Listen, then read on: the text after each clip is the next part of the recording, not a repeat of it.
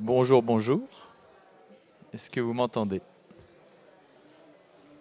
C'est bon pour vous? Je m'appelle Thibaut Mény et donc je vais prendre les 10 prochaines minutes pour vous parler d'économie circulaire à nouveau. J'ai pas de... non. Économie circulaire, ça fait une suite logique avec la présentation précédente de Synéo.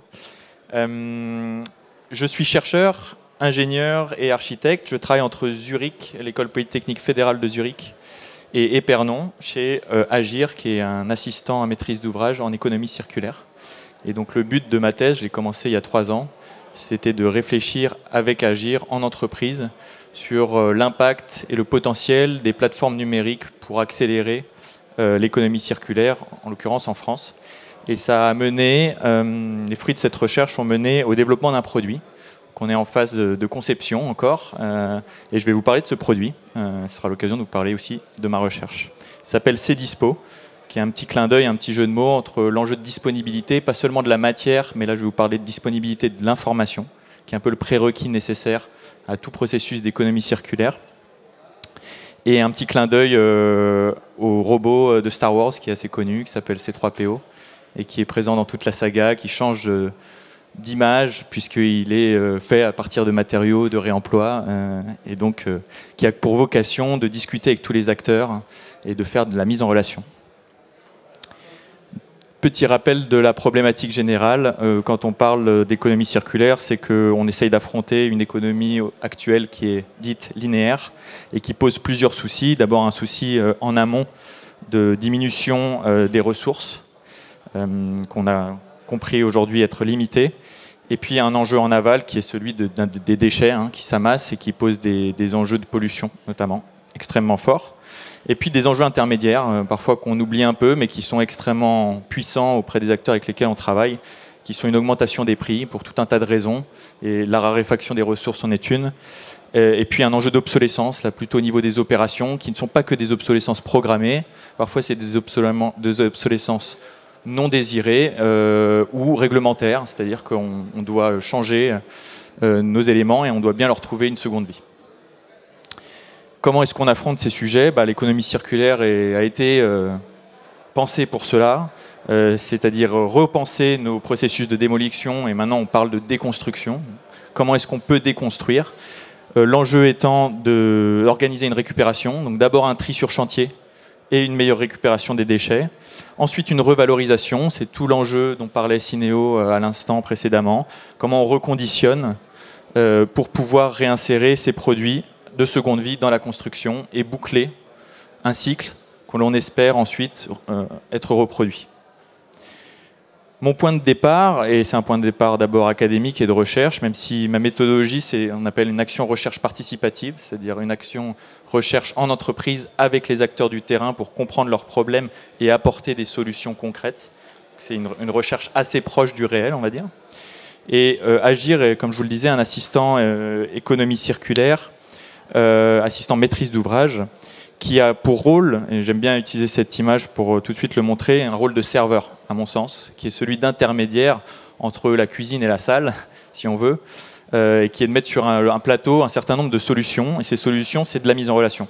De la mise en relation entre des besoins et des offres, là de matériaux, très concrètement, donc une dimension matérielle, une dimension beaucoup plus humaine et sociale qui est de mettre en relation des gens et des professions et des compétences sur un territoire, et en l'occurrence de faire le lien entre la conception et l'exécution.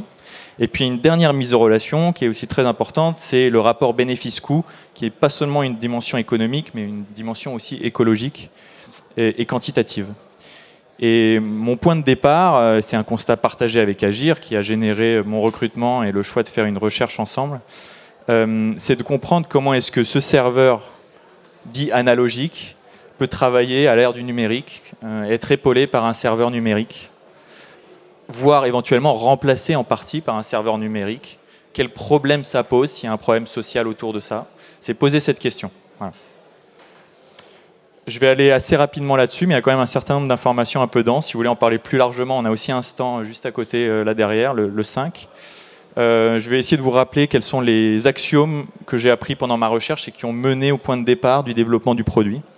Et un premier constat, c'est que faire circuler la matière physiquement, intelligemment sur le territoire exige un prérequis aujourd'hui, c'est de faire circuler data avant. Sans data, on ne fait pas la bonne stratégie, on ne fait pas la bonne exécution. Donc, il y a un enjeu data immatériel avant d'être un enjeu matériel.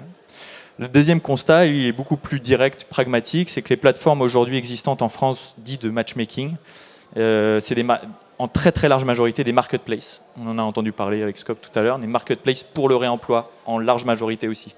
Et ces marketplaces, elles échouent à faire des mises en relation nécessaires, c'est-à-dire qu'elles ont très peu d'achats-ventes aujourd'hui en tout cas. Pour une raison assez directe, j'ai écrit tout un papier là-dessus, donc je ne vais pas m'étendre, mais c'est qu'elles ne s'adressent pas aux bons acteurs, pas au bon moment, pas au bon endroit. C'est-à-dire qu'on demande à des gens d'acheter et de vendre des choses dont ce n'est pas le métier, et c'est en fin de processus, c'est-à-dire qu'il est déjà trop tard. Les choses sont réglées dans le CCTP bien avant, donc si on n'a pas agi en amont, on peut demander tout ce qu'on veut à un acheteur, à un vendeur, et il n'y aura pas de transaction. Je résume. Cet achat-vente, il est du coup issu de résultats d'équations indépendantes. Ces équations, elles sont vraiment indépendantes, c'est-à-dire c'est les processus de déconstruction d'un côté et les processus de construction de l'autre. Et si on oublie ce réemploi un peu idéal en gré à gré, eh ben on met le reconditionnement entre les deux, ce qu'a bien expliqué Synéo. Et ce reconditionnement permet une assurabilité nécessaire pour ensuite acheter du seconde vie comme on achetait du neuf hier. Donc on n'est plus dans un souci de devoir faire, on va dire, comment on l'appelle, cette plateforme très connue, on en a parlé tout à l'heure. On va acheter sur le Bon Coin. Merci.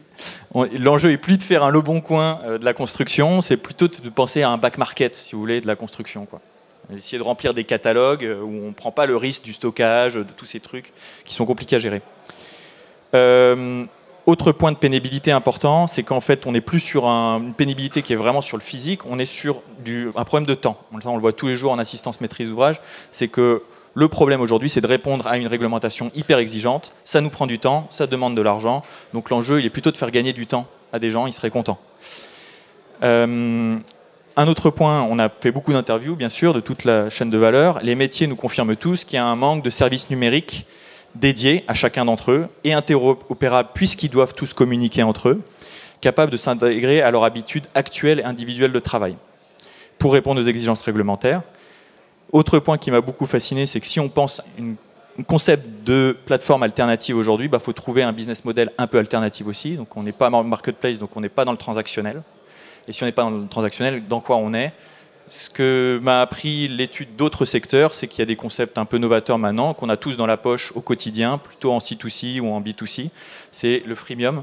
Le freemium, bon, c'est une possibilité pour apporter un autre concept qui est de dire on offre un maximum de choses en gratuit et puis à un moment, quand les gens en ont besoin d'une redondance, on fait payer. Mais au moins, on peut débloquer un peu l'adoption. Après, il faut essayer de garantir notre propre durabilité économique. Donc l'enjeu, c'est de trouver les bons paramètres pour avoir un réglage fin. Donc j'ai écrit un papier là-dessus. Je connais les paramètres, donc maintenant, il reste à nous de le tester. Et puis, une dernière chose, on a découvert les 3 fonctionnalités les plus importantes, qui seraient des fonctionnalités d'appel pour développer notre produit, un MVP.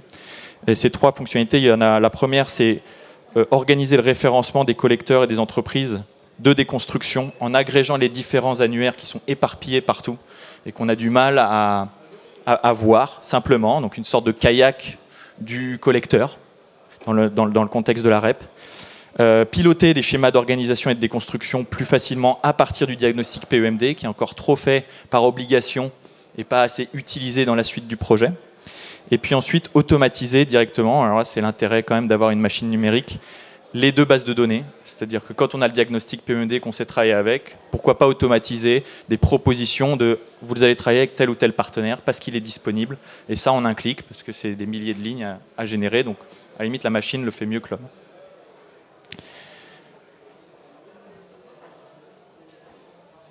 Ça ne marche plus.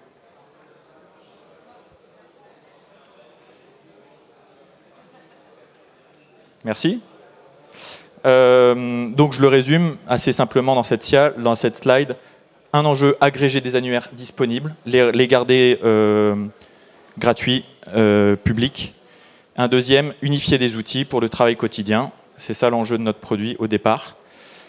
C'est une offre qui se destine en priorité à le début de la chaîne. Le début de la chaîne, c'est le diagnostiqueur en phase des constructions. la maîtrise d'ouvrage qui doit piloter ces choses-là, qui ne peut pas toujours se payer le luxe d'un assistant économie circulaire, les collecteurs et les organismes de formation.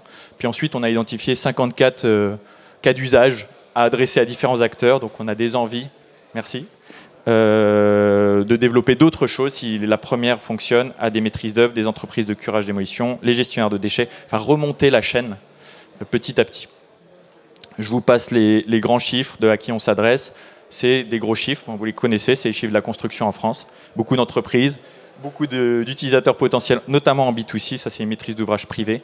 Et puis les projets potentiels par an, le nombre de matières. Je vous passe aussi un peu des choses, parce que là je vois que je n'aurai pas le temps de tout vous montrer. On s'inscrit dans le cadre réglementaire de 3 choses, l'arrêt PMCB, RE 2020, la CSRD. On fait, donc notre business, c'est de dire, en no account, on va offrir une cartographie, on la voit ici à l'image, une cartographie qui agrège toutes les autres cartographies au même endroit. Une deuxième chose, c'est une espèce de dashboard donc dans lequel on peut insérer un diagnostic PEMD, très vite le lire sans avoir besoin de faire de ressaisie, quel que soit son format, et ensuite ranger ces informations dans des caddies de stratégie économie circulaire. Il y en a 6 en gros, on les range. Et le dernier point, c'est le match entre les deux premières choses. C'est ajouter une colonne qui est à qui je peux m'adresser.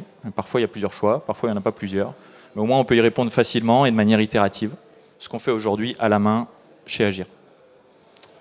Voilà, aujourd'hui, on a déjà passé 3 ans à conceptualiser, à écrire des papiers, à faire aussi le volet académique. On est en fin de phase de prototypage, donc on a une maquette que je peux vous présenter sur le stand sous format Figma. Et puis, on est en train de rentrer en phase production. L'idée, ce serait d'amener ces services-là pour le début de l'année 2026. Et puis, on a des perspectives, forcément, que vous imaginez à plus long terme. Quelques petits points, je terminerai là-dessus, sur les impacts. À 5 ans, on espère faire économiser, ça va peut-être rien vous dire, mais 120 000 tonnes de CO2 évitées. Ça correspond à peu près, en moyenne annuelle, à la consommation de 10 000 personnes. C'est pas rien, je veux dire, c'est un chiffre. En touchant, et ça c'est l'objectif, 30 000 utilisateurs et 6 000 projets, c'est pas complètement inatteignable sur ces modèles-là. Un autre point, c'est éviter les effets rebonds, donc essayer de ne pas consommer plus à travers le numérique que ce qu'on fait gagner. Et ça, on essaie de le vérifier, c'est souvent un peu ignoré. Heureusement, là, on a quand même des bons ratios, donc des bons espoirs, mais on va le monitorer. Un autre point, c'est savoir combien on doit investir pour sauver une tonne de CO2, et éventuellement que ça coûte moins cher que de ne pas le faire. Bon, bah là, c'est ce qu'on essaie de vérifier aussi. Ça peut attirer de l'argent public, ce serait des bons pilotages, on l'espère. Et puis combien d'emplois on génère, c'est très important aussi, notamment pour les décideurs. Voilà, on est une équipe jeune, dynamique, essentiellement de freelance. Et on aura plaisir à répondre à vos questions. Merci beaucoup.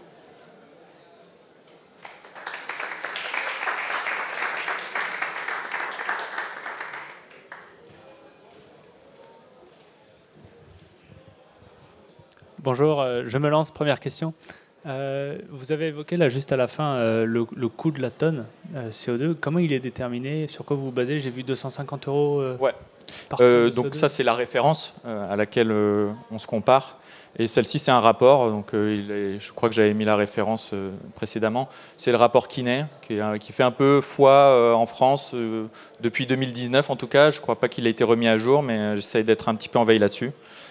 Et qui a essayé d'identifier quel était le coût en 2019, le coût social du carbone, c'est-à-dire que tout le coût indirect lié à la tonne de carbone, et comment il va évoluer dans les années à venir.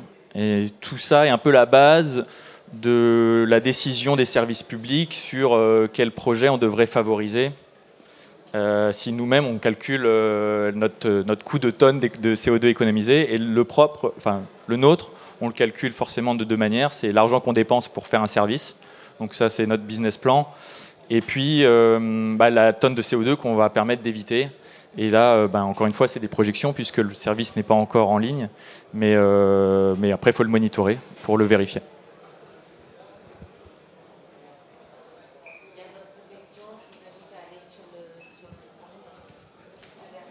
Désolé, j'ai un petit peu mangé les questions.